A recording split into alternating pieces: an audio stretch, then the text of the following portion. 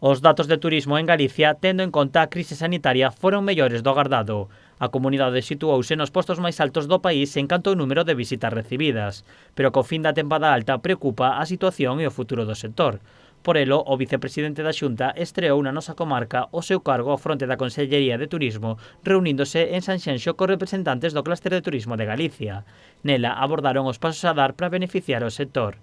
Ambas partes acordaron continuar promocionando a marca Galicia Destino Seguro. Como especialmente atractivo nestes momentos, onde se buscan espacios abertos, onde se busca contacto coa natureza, onde se busca un turismo que, sin perder unha excelente calidade, asegure unha tranquilidade agora de disfrutar do lecer. Por tanto, Galicia neste sentido ten unha posición privilexiada que temos que seguir mantendo e temos que seguir adaptándonos para que isto non se perda. Dende o clúster sinalan que as políticas da administración serán claves para que se manteña o sector.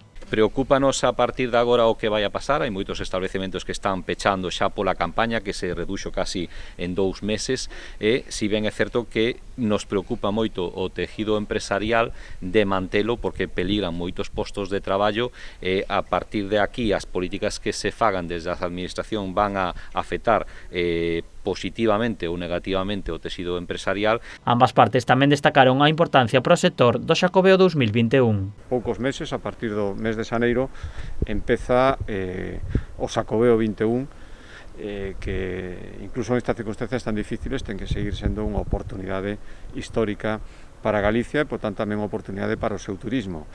Polo tanto, con independencia da súa prórroga ou non, o 1 de xaneiro estamos no Xacobeo, e, polo tanto, temos que empezar a traballar para aproveitar todo o potencial. Todo iso que estamos falando co clúster de turismo. Dende o sector desexan que o Xacobeo 2021 poida ampliarse ata o 2022, unha opción na que xa está a traballar a Xunta de Galicia. O propio presidente da Administración galega pediu apoio ao Rei para conseguir a ansiada ampliación.